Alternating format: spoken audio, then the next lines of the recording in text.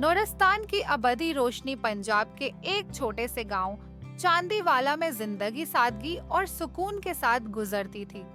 हरे भरे खेतों और मीठे आमों के बागात के लिए मशहूर ये गांव अपने मेहनती किसानों की वजह से जाना जाता था। इसी गांव के किनारे एक कुची मिट्टी के घर में साइमा नामी बेवा रहती थी। साइमा अपने शौहर असलम की वफात के बाद अपने 5 साला बेटे बलाल के साथ जिंदगी गुजार रही थी। साइमा एक हुनरमंद कम्हार थी। वो नहायत सब्र और महारत के साथ मिट्टी के दिए बनाती थी, जिन्हें गांव के लोग बहुत पसंद करते थे।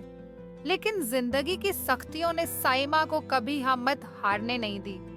वो हमेशा अपने बेटे से कहती, बेटा, चाहे रात कितनी ही अंधेरी क्यों ना हो, एक छोटा सा दिया भी रोशनी दे सकता है। दरवेश की आमद एक शाम मगरिब की नमाज के बाद साइमा अपने सहन में बैठी दिए बना रही थी। बलाल करीब खेल रहा था। उसी दौरान एक बूढ़ा दरवेश अचानक दरवाजे पर नमूदार हुआ। उसकी सफेद दाढ़ी चांदनी में चमक रही थी। साइमा ने खुश दिली से उसका इस्तकबाल किया, उसे चारपाई पर बिठाया और दाल रोटी का सादा खाना पेश किया। दरवेश ने खाने के दौरान कहा, बेटी, तुम्हारे दिए में रोशनी सिर्फ मिट्टी और तेल की नहीं, बल्कि तुम्हारे दिल की भी है। मैं तुम्हारे अंदर एक ऐसी आग देखता हूँ जो दुनिया की तेज हवा भी नहीं बुझा सकती। साइमा हैरान होकर सुन रही थी। दरवेश ने मजीद कहा, कल रात मैंने एक ख्वाब देखा, एक ऐसी रोशनी जो कभी खत्म ना हो, नूरस्तान की पहाड़ियों में जल रही है। वो रोशनी दिलों को सुकून और उम्मीद देती है, लेकिन वहां तक पहुंचने के लिए बहादुरी और कुर्बानी की जरूरत है। साइमा ने कहा, बाबा जी, मैं तो एक आम औरत हूँ, मैं ये कैसे कर सकती हूँ?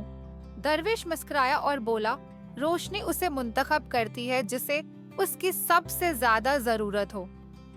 सफर का आगाज अगली सुबह साइमा ने अपने सफर का इरादा किया। उसने बलाल को अपनी पड़ोसन उमर रहमत के सपर्द किया और एक छोटा सा सामान का गट्ठा बांधकर नूरस्तान की पहाड़ियों की तरफ रवाना हो गई। रास्ते में उसे एक घना जंगल अबूर करना पड़ा। शाम के वक्त एक झरने के पास रखकर पानी पीने के लिए झुकी तो उसने एक छोटे परिंदे को पानी में तड़पते देखा। साइमा ने फौरन उसे बाहर निकाला और एक पत्थर पर रखा ताकि उसके पर खशिक हो जाएं। परिंदा चहचहाया और दरख्तों में गायब हो गया। नूरस्तान के इम्तिहानात 2 दिन के सफर के बाद साइमा पहाड़ियों के दामन तक पहुंची। वहां उसे एक बकरी वाला मिला जिसकी बकरी एक खाई में फंस गई थी। उसने बकरी को बाहर निकाला और लड़के ने शुक्रिया के तौर पर उसे एक गर्म चादर दी। पहाड़ों की सर्दी बेरहम होती है, ये आपके काम आएगी, लड़के ने कहा। पहाड़ी रास्तों पर चलते चलते साइमा बतेती एक तंग दरे तक पहुंची। यहाँ उसे एक सब्ज लिबास में मलबूस औरत मिली जिसका चेहरा नकाब में छुपा हुआ था। बेटी, तुम यहाँ क्यों आई हो? औरत ने पूछा। साइमा ने अपने मकसद की वजाहत की। औरत ने कहा, रोशनी तक पहुँचने के लिए तुम्हें एक सवाल का जवाब देना होगा। रोशनी को जिंदा कौन रखता है? साइमा ने सोचकर जवाब दिया, तेल जो उसे जलाता है और हवा जो उसे सांस देती है।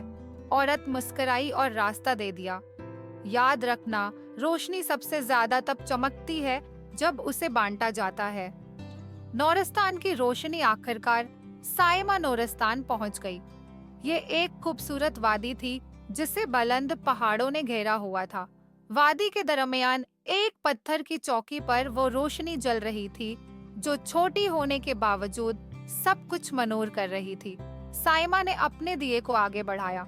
रोशनी खुद ब खुद इस दिए में मुंतकिल हो गई, जैसे ये हमेशा से उसका हिस्सा हो।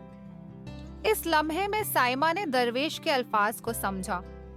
ये रोशनी सिर्फ रोशनी नहीं थी, बल्कि उम्मीद, हिम्मत और इंसानियत की अलामत थी। वापसी जब साइमा चांदीवाला वापस लौटी तो गांव वालों ने उसका इस्तकबाल किया।